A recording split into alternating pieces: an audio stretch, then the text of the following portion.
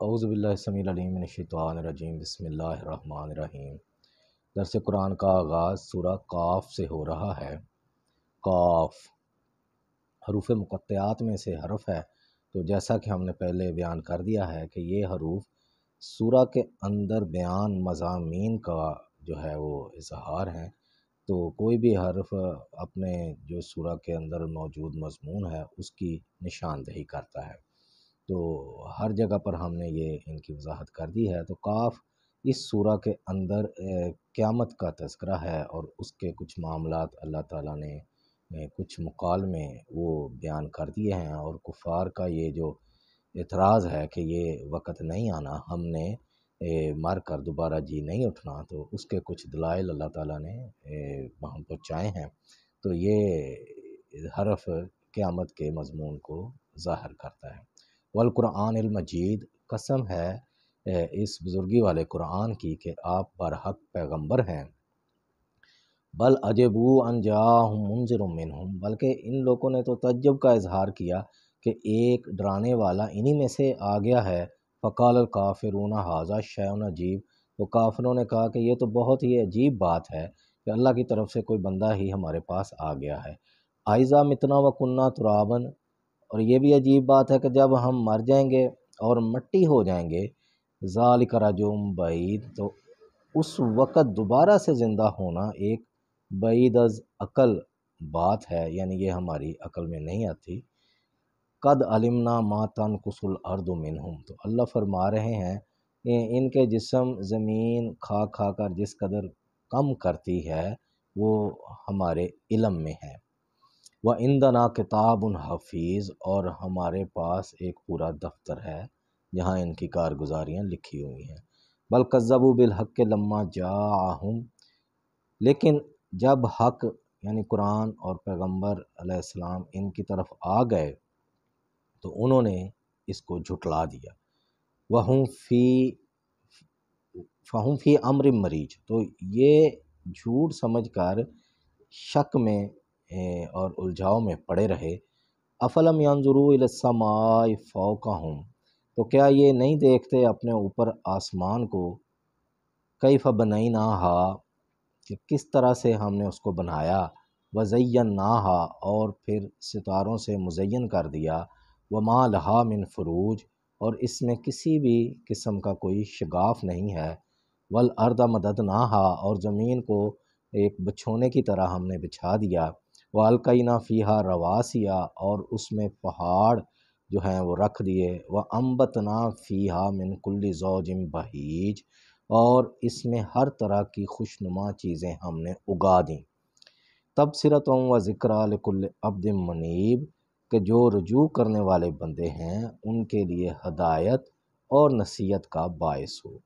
وَنَزَّلْنَا مِنَ السَّمَاءِ مَاءً مُبَارَكًا، اور ہم نے آسمان سے ایک مبارک پانی نازل کیا، فَأَنبَتْنَا بِهِ جَنَّاتٍ وَحَبَّ الْحَصِيدِ، اور اس سے ہم نے باغات اور کھیتی کا اناج جو ہیں وہ اگا دیے۔ وَالنَّخْلَ بَاسِقَاتٍ لَهَا طَلْعٌ نَضِيدٌ، اور لمبی لمبی کھجوریں جن کا گھابا جو ہے وہ تہ بتہ ہوتا ہے، رزقاً للعباد، اپنے بندوں کے رزق کے لیے، وَأَحْيَيْنَا بِهِ بَلْدَةً مَيْتًا، اور اسی پانی سے ہم نے شہر مردہ کو زندگی عطا کی۔ یعنی یہ ساری چیزیں جب کچھ بھی نہیں ہوتا، ویرانہ ہوتا ہے، زمین بنجر ہوتی ہے اور درختوں پہ خزاں ہوتی ہے، تو اللہ تعالیٰ آسمان سے پانی نازل کر کے تو یہ سب کچھ ہرا بھرا کر دیتے ہیں، کھیتی اگا دیتے ہیں، پھل اگا دیتے ہیں۔ کذالک الخروج، تو جس طرح یہ مردہ زمین کو اللہ زندہ کر دیتا ہے، تو اسی طرح سے اللہ تمہیں بھی نکال دے گا بعد میں۔ کذبت قبلہم قوم نوح واصحاب الرس وثمود، ان سے پہلے نوح علیہ السلام کی قوم نے اور کنویں والے جو لوگ تھے اور سمود والے وہ جھٹلا چکے تھے۔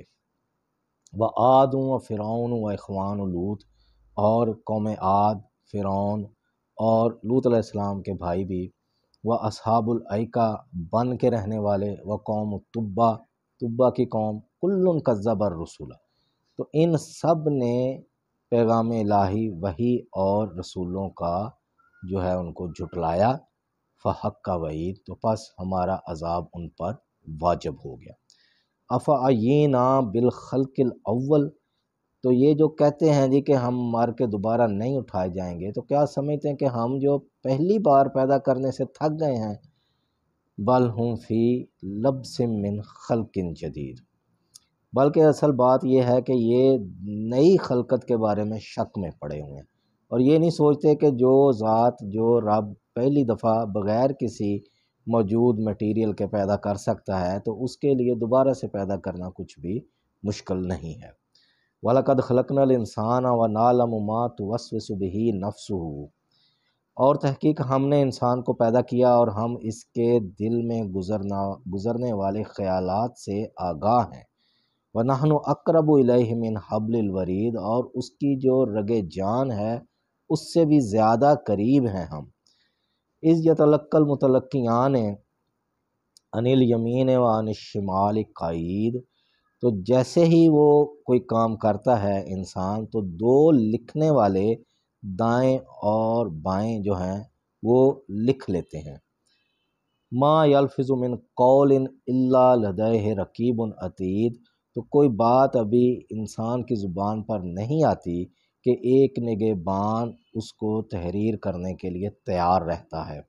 یعنی یہ اللہ تعالیٰ کا اس قدر کنٹرول ہے انسان پر کہ اس نے برابر اپنے نگہبان مقرر کر رکھے ہیں، اور ہر چیز انسان جب اللہ کے پاس پہنچے گا تو اپنی کہی ہوئی بات اور دل میں گزرنے والے خیالات اور اپنے اعمال ملاحظہ کر لے گا۔ یہ اللہ تعالیٰ کا اس قدر مضبوط نظام ہے۔ وجات سکرت الموت بالحق، اور موت کی بے ہوشی آ پہنچی جو کہ بالکل حق ہے۔ ذالک ما کنت منہ تحید، اور اس سے انسان بہت زیادہ بھاگتا ہے، یعنی وہ مرنا نہیں چاہتا۔ ونفخ فی الصور، تو جب سور پھونکا جائے گا، ذالک یوم الوعید، تو یہی وعدے کا دن ہے۔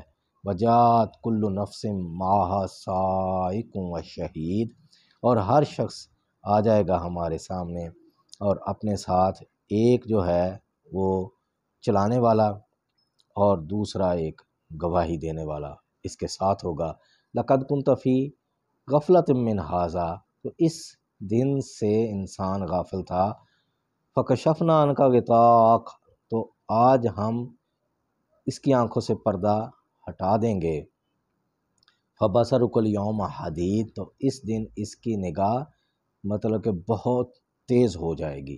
وقال قرینہ ھذا ما لدی عتید، اب جو مقرر تھا اس کے ساتھ فرشتہ، وہ کہے گا کہ یہ میرے پاس اس کا اعمال نامہ تیار ہے۔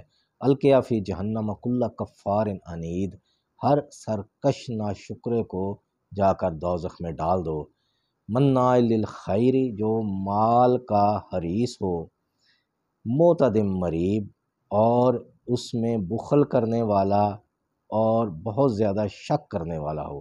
الذی جعل مع اللہ الہا آخر، کہ جس نے اللہ کے ساتھ کوئی اور الہ بنا لیا، یعنی ایک ذات ہے اللہ جس نے ساری کائنات تخلیق کی، انسان بنایا، اور ہر وقت وہ انسان کی ضروریات پوری کرتا ہے، تو اس کے ساتھ لوگوں نے اور ہستیوں کو بھی خدا ٹھہرا دیا، تو ان کو بھی حاجت روا مشکل کشا ماننے لگ گئے۔ تو اس کے بارے میں فالقیاہ فی العذاب الشدید، اس کو سخت ترین عذاب میں ڈال دو۔ قال قرینہ ربنا ما اطغیتہ، اب شیطان کہے گا کہ اے میرے رب، میں نے تو اس کو گمراہ نہیں کیا، ولیکن کان فی ضلال بعید، یہ تو پہلے ہی جو ہے بہت زیادہ گمراہی میں تھا۔ قال لا تختصموا لدی، اللہ فرمائیں گے کہ میرے ہاں اب جھگڑا نہ کرو۔ وقد قدمت الیکم بالوعید، اور تمہارے پاس ہر طرح کی وعید پہلے سے بھیجی جا چکی ہے۔ ما یبدل القول لدی، اور میرے ہاں کوئی بھی بات جو ہے وہ بدلی نہیں جاتی۔ وما انا بظلام للعبید، اور نہ ہی میں بندوں پر ظلم کرنے والا ہوں، یعنی کہ اللہ تعالیٰ نے وحی بھیج کر، ہدایت بھیج کر اور انبیاء अलैहिस्सलाम का एक पूरा सिलसिला भेज कर ये वाज़ह कर दिया क्या चीज़ हक़ है, क्या चीज़ जो है बातिल है।